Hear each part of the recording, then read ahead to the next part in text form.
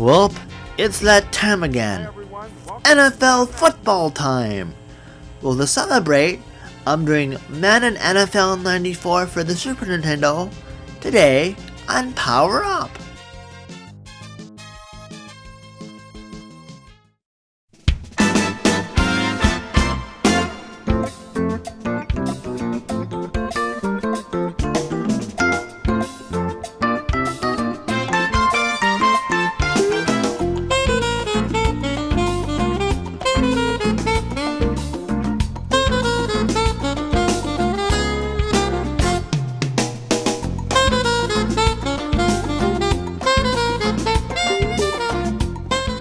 Hello there. As usual, welcome to the show. Well, at least as I'm shooting this, it is the first game of the NFL 2013-14 season. I think that's how you say it. Anyway, season has gotten underway as a game has been played this past Thursday. So to celebrate or to mark the occasion, I thought I'd pull out another sports game. And yes, it is a Madden game. But not any one of the new PS3, Xbox, or one of those. No, this, my friends, is a good old-fashioned, old-school Super Nintendo classic. Yes, Super Nintendo. I have it on the Genesis, but I figure I'm a big Nintendo guy, so I wanted to do the Nintendo version. So as I said, this review is Madden NFL 94 for the Super Nintendo. Well, let's go hit some pigskin and toss it around, and hopefully not get picked off.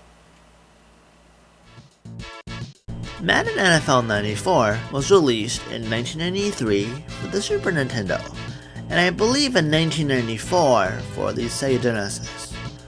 In it, of course, this game has all of the teams from the 1993 NFL season, as well as a couple other teams.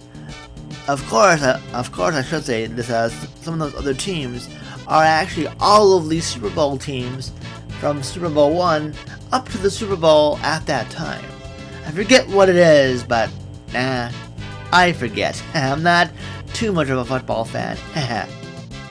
For this review, I decided let's see here. Since I'm a Minnesota fan, I'm gonna do a Minnesota team. For this review, I'm gonna pick sadly, since Minnesota was in the Super Bowl 4 times, they weren't too successful, sadly. But anyway, I think I did the Minnesota 69 Super Bowl team. And I think I did here the Green Bay 66 Super Bowl winning team. So okay, I picked the teams, and let's see how I do.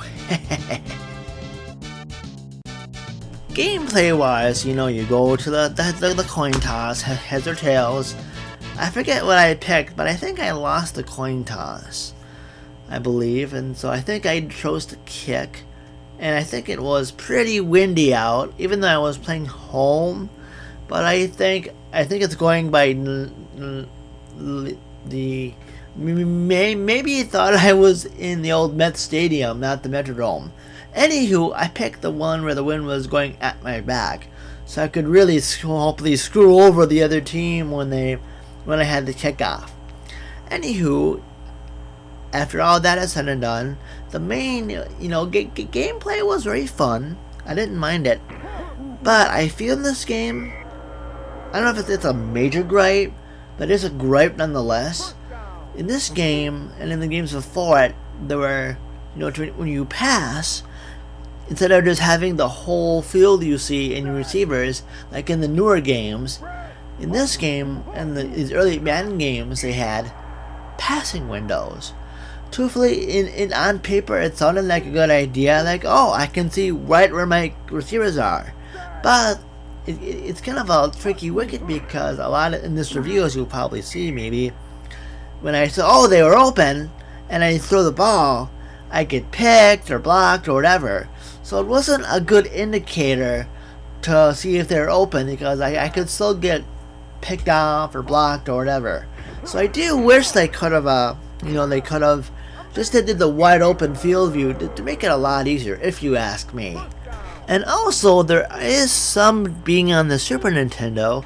I think the Genesis version had this too, but the Super Nintendo was more crisp. There is some digitized voice from the man himself, John Madden. Although to me, it's a lot more crisper and clearer on the Super Nintendo, I've noticed, than the Genesis version. Also, there is also a running game, but also, I think I really suck at the running game, because I think I must, when I play this game, I think I can get a couple lucky runs, but I end up passing a whole lot instead, because I just really suck at the running.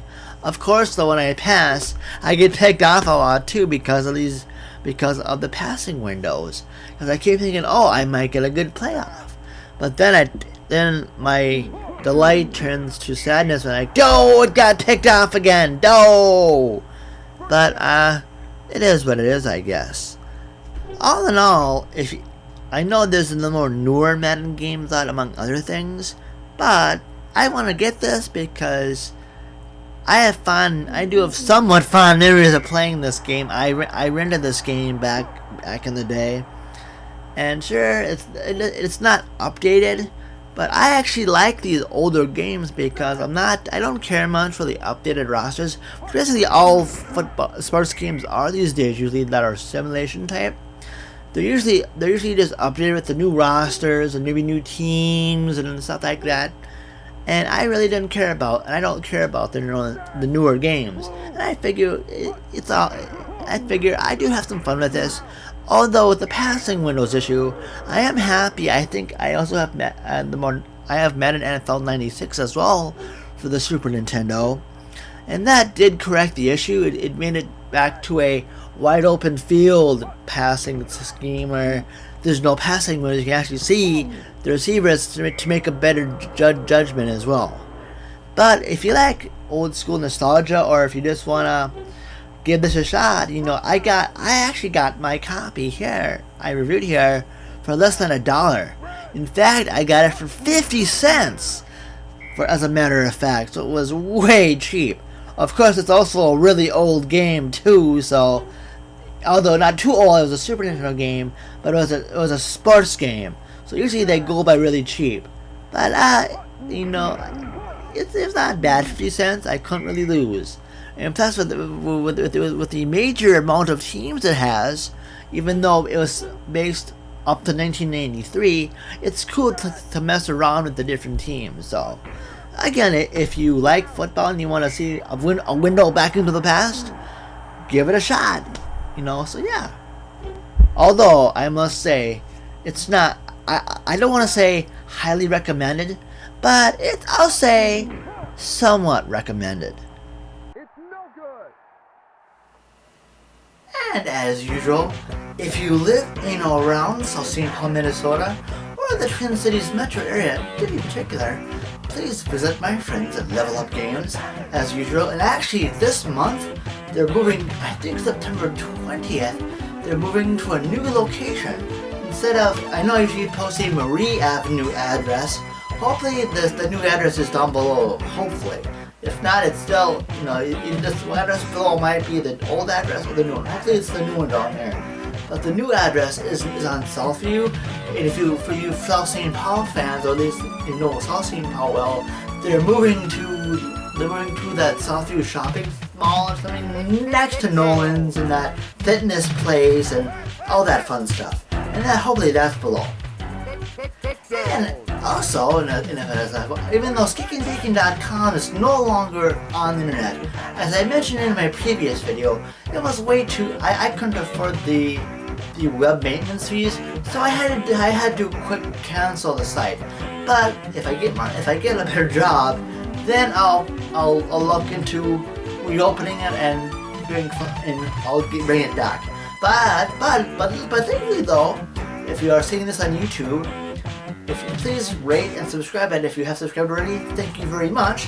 And I have a Twitter feed, as well as a Facebook fan and group page, and that stuff's down below if it isn't already. Well, anyway, as usual, thank you so much for watching, and stay tuned for the next episode of Power Up.